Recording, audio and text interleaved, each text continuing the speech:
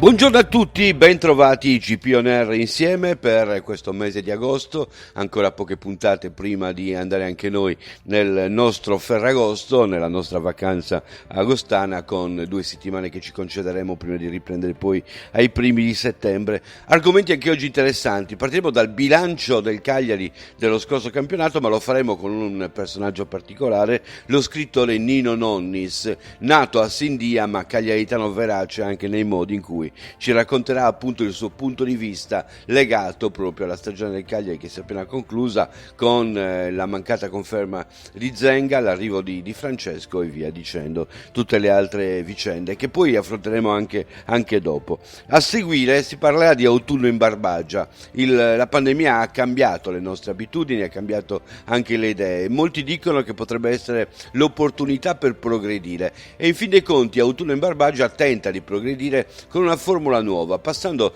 dall'autunno in Barbagia fisico a un autunno in Barbagia virtuale, che quindi non rimane nei confini del territorio, ma dal territorio parte per proiettarsi da tutte le parti del mondo. Un progetto che ci illustrerà Daniela Cadeddu della nostra redazione di GP Report. E infine, come dicevo, torneremo sul Cagliari, lo farò direttamente, chiaramente per analizzare come sta prendendo piede il progetto rossoblù, quali potrebbero essere gli scenari che si prospetteranno e quali sono le figure sulle quali il presidente Giulini sta puntando, al di là di quello che poi ufficialmente compare, di chi si prende in prima persona la scena, di chi si prende la responsabilità, ma capire bene qual è la modalità che si sta adottando per tentare di costruire qualcosa di nuovo e qualcosa anche di duraturo, in questo caso, perché scopriremo che poi, analizzando bene gli intrecci anche interni, scopriamo che forse questa è una delle soluzioni che ha la possibilità di avere la continuità maggiore. Tutto questo tra poco in GP On Air in questo mese d'agosto molto molto caldo, ma con noi sempre presente.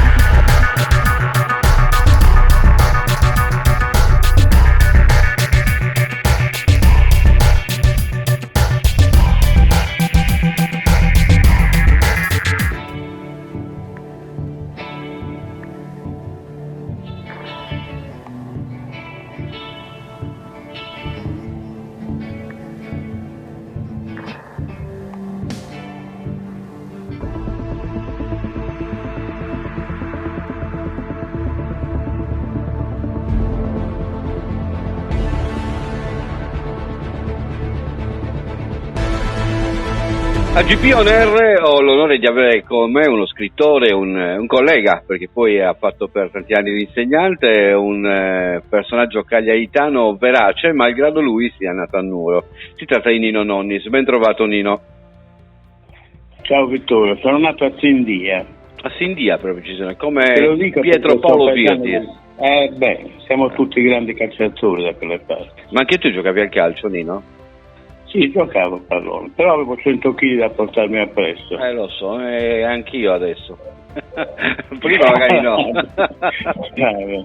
Ho avuto un fratello che ha giocato nell'Oristanese a buoni livelli, nei dilettanti di allora. Bene. Senti, tu sei diventato cagliaritano verace, al di là del fatto che sia nato a Sindia, magari mantieni certamente la tradizione, il legame con la terra natia, ma comunque sia rappresenti un po' anche per il modo in cui racconti le cose il cagliaritano, quello che riesce a trovare la battuta pronta, anche sarcastica, anche pizzicante, però effettivamente il cagliaritano è fatto così. Sì, mi sono nutrito dell'umorismo cagliaritano. Non può che essere così, quindi. Sei nutrito e sei capace di analizzare anche le diverse cose. Io non posso che coinvolgerti stavolta in quella che è la materia che tratto abitualmente. Tu sei un appassionato di calcio, segui con tanta passione il Cagliari. Vorrei sapere la tua opinione in merito a questa stagione, ma anche agli ultimi ribaltoni di Francesco, il nuovo allenatore dopo Maran e Zenga, e addirittura via il direttore sportivo Carli. Quest'ultima mossa forse un po' a sorpresa. Tu cosa ne pensi? Di Carli non è che mi interessi tanto, ma l'andata via, hanno bogato Zenga, quello non mi è piaciuto, anche nei modi in cui è stato fatto, per come è stata gestita la cosa, perché ho stima di Zenga per quello che ha fatto, per le cose che ha fatto, bisogna riconoscerle, Lo accomuno in questo, per esempio, alla sorte che hanno riservato a Gianluca Festa, a cui fu dato il ben servito senza dirgli neanche grazie, invece è stato bravo. Lo stesso Zenga ha dei meriti importanti. Prima di tutto quello di far esordire e testare i giocatori che possiede in rosa. Negli anni precedenti, scusa se mi dilungo un po', negli anni precedenti, per esempio, aveva avuto Oliva che quando è arrivato a Cagliari non è stato mai fatto giocare. Leggevo, sentivo il nome fatto giocare perché non è ancora pronto. Ma come fa a non essere ancora pronto? Uno non ha giocato nella primavera del Montevideo, ha giocato in una squadra nazionale uruguagia, quindi non può essere impreparato. E poi mi devo fidare di un allenatore perché lo vede durante gli allenamenti. Non è così, perché noi abbiamo avuto un giocatore fortissimo negli allenamenti. Io leggevo l'Unione in quel periodo e leggevo sempre, non mi ricordo chi diceva Vladivi è molto forte in allenamento. Io dicevo, ma cosa vuol dire molto forte in allenamento? In allenamento posso giocare bene anch'io, non mi marcano, faccio quello che voglio. Il problema è quando ti marcano e l'avversario a 1 metro, e infatti non l'ha mai quagliato.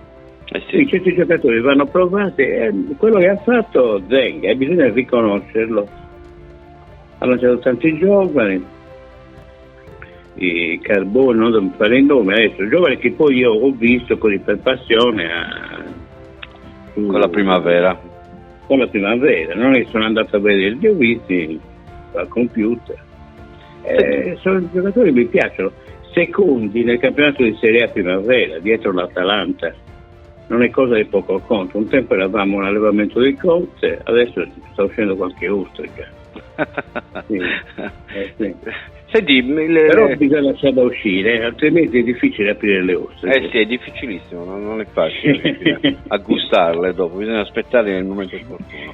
Senti, un po' la storia si ripete, perché anche in passato, quando il progetto è fallito, è saltato, mi viene in mente Rossi, l'altro direttore sportivo, si è cambiato. Cioè, secondo te è semplicemente perché non si può autolicenziare un presidente, oppure c'è proprio la convinzione? È quello che dici, perché il primo a pagare chiaramente sembra che sia un grande cambiamento. Tu cambi il regista e fai un altro film, secondo te. Però qui, se non ti danno i soldi per fare le riprese e le stelle, è inutile che tu faccia un film.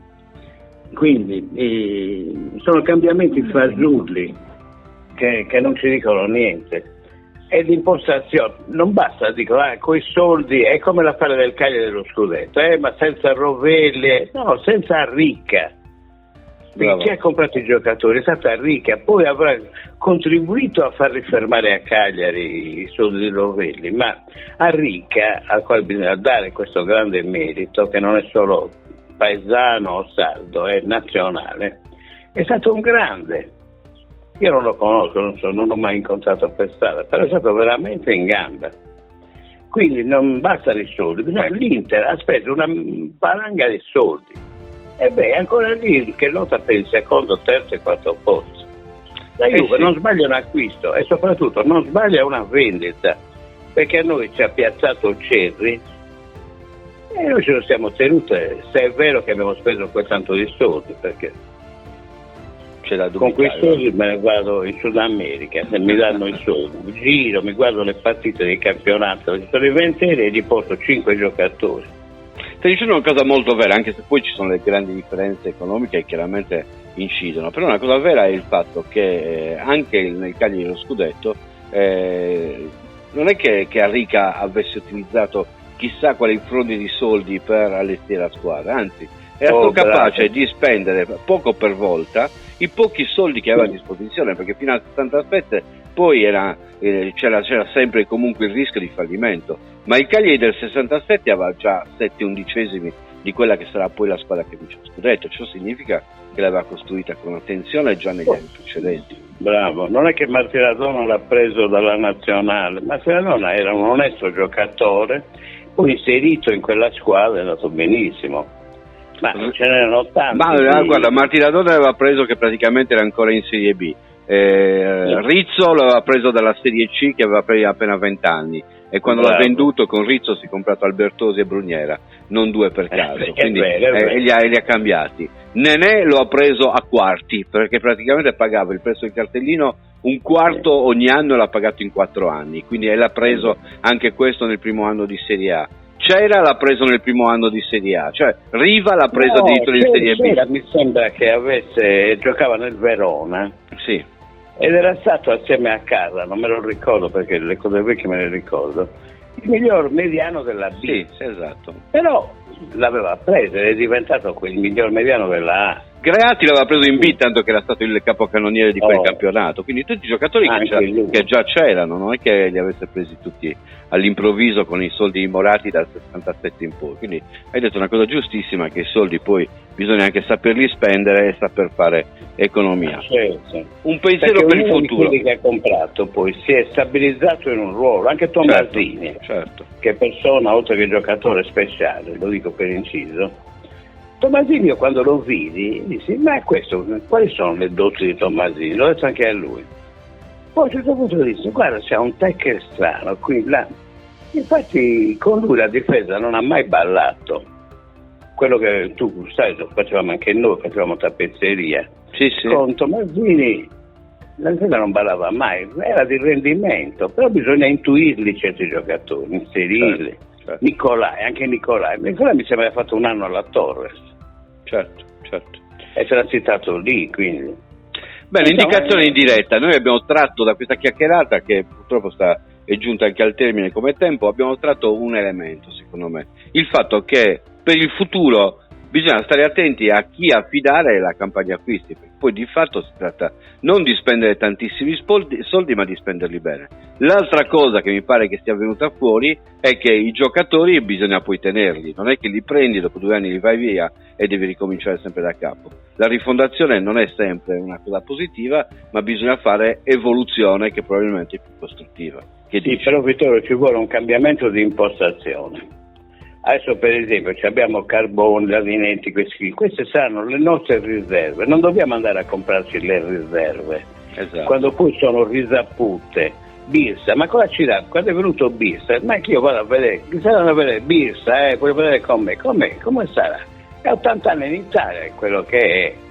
Certo. Qui non ho nessuna curiosità ho curiosità di vedere Carboni, Lavinetti, questi qui, non si può fare sempre, però è inutile che spenda una barca di soldi per comprare Birsa, Castro e un altro che non servono a niente, non ti danno una qualità migliore. Certo. Quindi bisogna spendere i soldi, per Nandes, quello è un buon acquisto, perché poi quello che è pagato se lo rifai l'anno dopo. Se compri Birsa a 3 milioni, l'anno dopo lo rivendi a 2,8 perché si è consumato. Esatto. Quella è la questione. E io nel mentre non mi sono divertito, è come comprare sempre un frigorifero usato o una macchina usata. No, comprati la macchina nuova che va bene, ti diverti guidando. Bene, con la saggezza di Nino Nonnis, quindi noi chiudiamo questa parentesi dedicata al calcio, dedicata al Cagliari. Grazie Nino del tuo intervento e niente, speriamo che qualcuno ci ascolti. Richiamami che se vuol dire qualcosa, ma parliamo di donne, mica di D'accordo, va bene. Alla prossima Nino. Comunque Vittorio, sempre la mia stima per te come giornalista, e sai che io sono abbastanza carognone in queste cose. Però la mia stima per te va anche perché sei uno che si espone nei suoi giudizi, non è che ti regoli, non sei un meteorologo a posteriori, a priori, domani pioverà, perché per questo e per questo. Non grazie Nino. Ieri è piovuto, va bene. Grazie, ciao, un abbraccio, ciao. Ciao.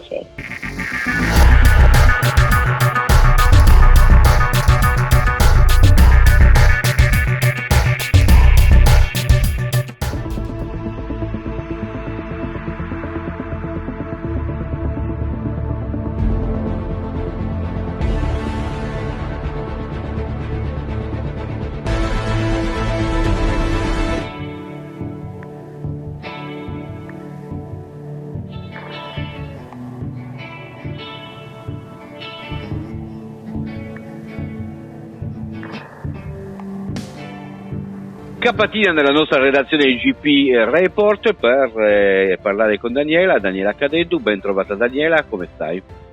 Ciao Benone, ciao Vittorio, buongiorno a tutti. Daniela, parliamo un po' di quello che è il tema che tu vuoi portare. Mi pare che ti sia concentrata su una delle iniziative che in particolare quest'anno potrebbe essere fondamentale per l'economia dell'isola, sempre che veniamo risparmiati dalla pandemia. Guarda, oggi parleremo di autunno in Barbagia, Vittorio, non nel modo tradizionale, nel senso che abbiamo già un dato certo: autunno in Barbagia quest'anno non si terrà nel modo classico che siamo abituati a conoscere da più di 20 anni, ma si terrà solo online, perché purtroppo è troppo forte il rischio che in autunno, a causa delle restrizioni causate dall'emergenza Covid, crei ulteriori disagi e quindi porti ad un annullamento, ad una sospensione della manifestazione. Chiaramente si tratta di un evento che richiede diversi mesi di preparazione e che richiede da parte dei singoli comuni le autorizzazioni a procedere. In questo caso, non essendo fattibile, si è passati direttamente al piano B, per cui autunno in Barbagia diventerà i capolavori della Barbagia 2020 e si terrà soltanto online in questo caso. In cosa consiste? Perché poi, allora, Vittorio, sai, la salsiccia online non l'ho mai gustata, però la posso avere magari. La puoi avere, certo. Sicuramente quest'anno dovremo rinunciare a quel tipo di promozione del territorio che comporterebbe obbligatoriamente degli assembramenti, perché per chi per chi ha già vissuto autunno in Barbagia e quindi le Cortes Apertas, sicuramente ha potuto vivere il territorio dal vivo e quindi ha potuto anche cogliere gli aspetti più fisici, chiamiamoli così. Esatto, i saperi locali, esatto, i tesori della Barbagia, che poi sono dati dai costumi tipici, forma dei dolci, il modo di intagliare il legno, il modo di preparare il formaggio, piuttosto che di comunicare in lingua, ecco. Tutto questo sarà più difficile viverlo, ma l'alternativa è accedere alle iniziative online che sono state già rese pubbliche proprio dall'Aspen Nuoro, quindi l'azienda speciale della Camera di Commercio per la promozione dell'economia nuorese. È già stato pubblicato proprio il 23 luglio un avviso pubblico per le imprese dell'artigianato tipico ed artistico ed agroalimentare, che devono avere sede nei comuni del circuito autunno in Barbagia e devono essere interessati appunto a partecipare al progetto. Sarà proprio una vetrina digitale che ospiterà un massimo di 96 aziende, quindi 3 per ciascuno dei 32 comuni coinvolti. E in tutto questo le imprese saranno intanto affiancate in un percorso di digitalizzazione all'interno del quale verrà prodotto del materiale promozionale che permetterà l'inserimento in questa vetrina digitale, inclusa la vendita online dei propri prodotti, quindi un modo per arrivare oltre mare e magari, perché no, anche oltre oceano con i nostri prodotti. Sul sito appunto dell'Aspen è possibile trovare tutti quanti i requisiti che le aziende devono avere per poter partecipare a questa iniziativa.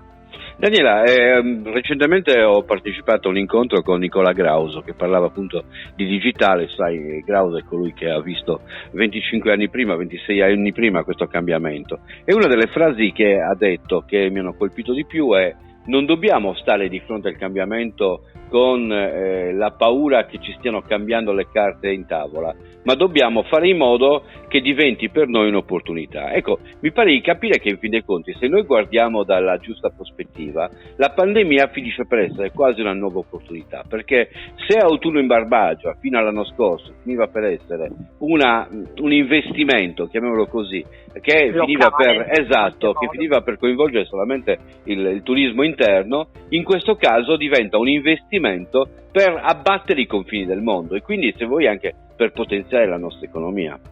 Assolutamente, Vittorio, l'idea è questa. Ho avuto modo di confrontarmi anche con Roberto Cadeddu, che è proprio il presidente dell'Aspen, e mi spiegava che l'idea e lo spirito dell'iniziativa è esattamente quello che tu hai appena descritto: non abbandonare tutto ciò che ha portato all'ideazione di autunno in Barbagia, che nasce dall'idea di far conoscere la Sardegna non solo per il mare ma a 360 gradi, e a questo punto proprio quello che dici tu, portarla oltre mare e perché no oltre oceano, e quindi ampliare tutto ciò che riguarda l'incoming della Sardegna per il 2021, e sperare che tutto questo possa diventare una sorta di prodotto turistico spendibile tutto l'anno, per far capire che la Sardegna non è solo mare in estate o cortezza aperta in autunno, ma che è una realtà bellissima e ricca di tradizioni e tesori da scoprire tutto l'anno. Ecco, questo è proprio lo spirito che muove questa iniziativa. Si aprono prospettive vastissime per chi fa comunicazione, per chi fa videoclip, per chi promuove con dei documentari, per chi deve utilizzare l'immagine in un contesto social, per chi lo utilizza in un social piuttosto che in un altro. Insomma, è vero che alla fine forse c'è una riduzione di lavoro in certi settori, ma questo è il momento anche di capire probabilmente che c'è da convertire anche il nostro modo di lavorare. Assolutamente, e oltre a questo, Vittorio, bisogna anche rafforzare l'idea delle sinergie, perché se è vero che in questo momento non si può lavorare dal vivo, questo modo di lavorare invece online, come accennavi, mette in campo delle realtà che magari fino ad oggi sono state un po' sottovalutate, e per ciò che vedo anche dal bando ci sarà proprio una formazione attiva per le imprese che parteciperanno, che avranno modo magari di unire le tradizioni che già le contraddistinguono a nuovi percorsi formativi che potranno potenziare la rete vendita e la formazione di chi all'interno magari non aveva pensato a questi percorsi. Ti accenno il fatto che dovranno partecipare ad un percorso formativo che potenzierà proprio il processo di vendita online, e questo, al di là di questa manifestazione, sarà sicuramente un punto di forza di chi poi dovrà esportare i propri prodotti. Benissimo Daniela, io ti ringrazio di queste notizie che permettono anche di vedere un po' la luce in fondo al tunnel, un tunnel veramente buio per certi settori, ma anche con prospettive che cambiano, e forse insisto su questo con 25 anni di ritardo, perché io ho ancora in mente uno dei cartelloni pubblicitari di video online con la Sardegna al centro e con le tante frecce che si muovevano dalla Sardegna per conquistare il mondo quasi, allargando il proprio mercato, allargando la possibilità di vendita dappertutto e portando comunque la nostra identità. Grazie del tuo intervento Daniela. Grazie a te Vittorio, a presto. Buon lavoro, grazie, ciao.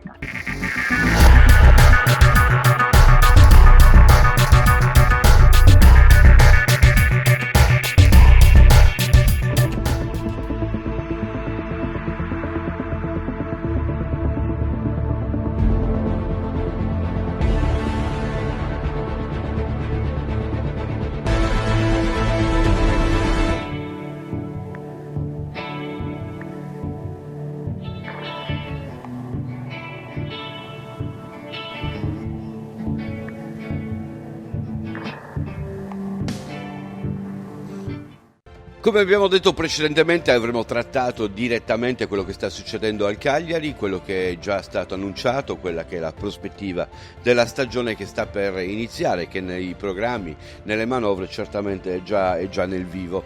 Abbiamo visto della mancata conferma di Zenga, e lì d'altronde c'è una ragione che è stata valutata a fondo, quello di avere un progetto che non desti perplessità e che possa essere il più duraturo possibile, ed ecco perché la società ha deciso di non confermare Walter Zenga. Voi direte, perché cosa di particolare Eusebio Di Francesco rispetto allo stesso Zenga? È certamente un allenatore che intanto accomuna e unisce anche il pubblico rossoblu, perché a differenza della conferma di Zenga ci sarebbero stati i pro e i contro, e comunque i tifosi sarebbero stati divisi. Certamente una figura come Di Francesco, per il gioco che fa, per i successi che ha ottenuto, è un tecnico che finisce per raccogliere maggiori consensi, ed ecco la ragione principale per la quale comunque sia era necessario trovare anche qualcuno che ricompattasse l'ambiente, e lo ricompatterà anche con un progetto che abbiamo visto già realizzato con il Sassuolo, che ha bisogno di pazienza e ha bisogno di costanza. Ecco perché alla fine bisogna capire realmente quali sono anche le altre manovre che hanno portato il presidente del Cagliari Giulini a modificare anche l'assetto dirigenziale intorno allo stesso Di Francesco. Intanto conosciamo meglio il personaggio. Di Francesco ha avuto un impatto con il Cagliari che è di molti anni fa, 1997, purtroppo noi la ricordiamo bene quella data, lo spareggio al San Paolo, Piacenza-Cagliari. Di Francesco faceva parte del Piacenza e penso che non sia rimasto insensibile a quello che aveva visto in quell'occasione, in quello spareggio, soprattutto il pubblico, il popolo sardo che si era mosso per quella partita e che purtroppo era uscito sconfitto da quel match, ma chiunque è stato in campo in quella partita non può non aver vissuto il pathos che si è vissuto appunto in quella giornata tragica per noi sardi, ma che comunque ha dimostrato anche la compattezza di un popolo e la passione di un popolo. E quello è stato uno dei contatti che probabilmente Di Francesco sente più vicino a sé, che sente più forte per capire dove è capitato, qual è la piazza. Ma ci sono un altro paio di elementi importanti.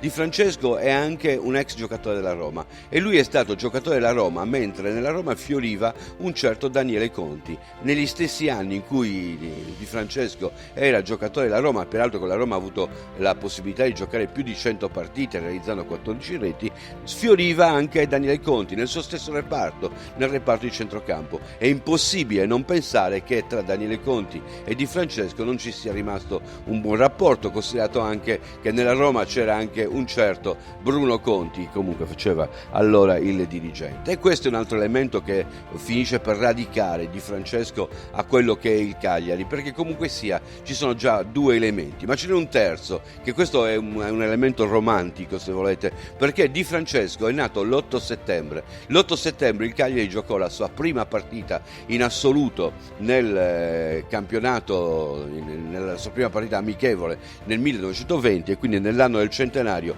stiamo portando a Cagliari uno che è nato lo stesso giorno in cui si giocò la prima partita del Cagliari, l'8 settembre del 1920. Di Francesco è nato l'8 settembre del 1969. Ma c'è un'altra curiosità legata a quell'8 settembre, a quella data fatidica, che è anche la data in cui esordì Gigi Riva. L'8 settembre del 1963 esordio anche per Gigi Riva, quindi Di Francesco quest'anno compirà gli anni nel momento, qui a Cagliari, nel momento in cui ci sarà il centenario della prima partita del Cagliari e se volete anche la ricorrenza della prima partita di Riva con il Cagliari, quindi un ulteriore legame che possiamo in questo caso inventare noi attraverso i dati statistici per sentire più vicino ancora questo allenatore che è arrivato per tentare di fare grande il Cagliari. Questi sono gli elementi, se vogliamo, folcloristici, gli elementi tradizionali, però ce ne sono altre ragioni che abbiamo già in qualche modo toccato. Allora, intanto il cambio di direttore sportivo. Che senso ha cambiare un direttore sportivo?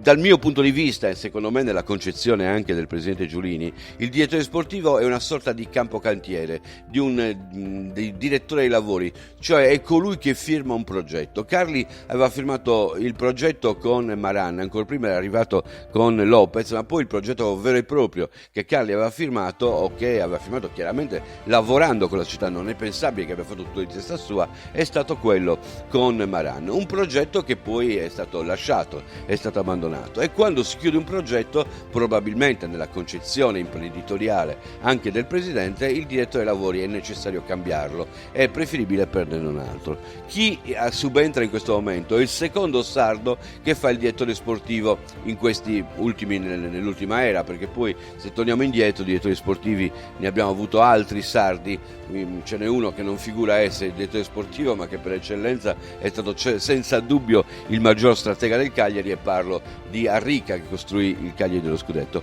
Pierluigi Carta è il direttore sportivo del Cagliari. Voi direte, ma com'è che per un progetto così ambizioso un esordiente è un esordiente sardo, soprattutto in considerando che l'esperienza di Pierluigi Carta è limitata al San Luri e all'Olbia e poi al settore giovanile del Cagliari. Bene, analizzate a fondo il settore giovanile del Cagliari. Ha lavorato per un anno intero lo stesso Carta con Daniele Conti, ed ecco che torna ancora una volta la soluzione interna. Probabilmente sappiamo quanto il nostro Daniele si svenerà per tentare di fare grande il Cagliari come lo ha fatto quando era in campo. La collaborazione di un anno intero, di una stagione intera all'interno del settore giovanile ha portato a un rapporto stretto tra Pierluigi Carta e Daniele Conti, che contemporaneamente potrebbe anche essere il collante con Eusebio Di Francesco. Francesco. Ecco che la soluzione interna del Cagliari non sembra essere una soluzione momentanea, una soluzione in cui prendi un dipendente esterno e affidi a un incaricato esterno la possibilità di portare avanti un progetto. Sembra piuttosto quella di radicare dentro la società la progettazione, affidandola a quelli che sono uomini sicuri, uomini che al Cagliari sono legati a doppia mandata. Uno è Pierluigi Carta, che è sardo per eccellenza, che è legato al Cagliari dall'essere tifoso, quindi pensate cosa può essere per lui essere direttore sportivo, e l'altro è Daniele Conti, che ha speso una vita per il Cagliari e spenderà ancora una vita per il Cagliari in diversi ruoli. Quindi la speranza, forse, perché ufficialmente questo chiaramente non è stato detto, e se volete anche la certezza, è che Daniele non si tirerà indietro nel dare un consiglio a Pierluigi Carta e non si tirerà indietro nel dare un consiglio a Eusebio Di Francesco. È per noi un garante migliore per la prossima stagione, per il prossimo progetto, non poteva esserci, perché sappiamo e abbiamo apprezzato in tutti questi anni quanto Conti e il Cagliari ha sentito il Cagliari come una cosa sua. Quindi progetto che sta partendo, abbiamo voluto leggere per forza questo scenario, l'abbiamo letto sulla base però anche di indizi ben precisi che ci hanno portato a dire che questi collegamenti sono, anche se ipotetici, reali, potrebbero essere assolutamente reali, non sono assolutamente delle cose campate in aria, e questo ci permette di dire che forse stiamo prendendo la strada giusta. Lo speriamo, forse è la nostra speranza che ci porta a dire questo dopo la delusione, e quindi guardiamo al futuro con questa speranza e cerchiamo di leggere anche le cose che succedono sempre con la stessa obiettività, tentando di essere critici quando c'è da essere critici, ma con la speranza sempre che una critica possa essere un motivo di crescita, un motivo di riflessione, un motivo per andare avanti. Bene, è tutto anche per oggi, l'appuntamento è per venerdì, sempre alla stessa ora, ricordo, alle ore 12 su Radio Supersound, e poi con i podcast che sono curati da Galleria Progetti su tutti i nostri social. Grazie a tutti, buona giornata.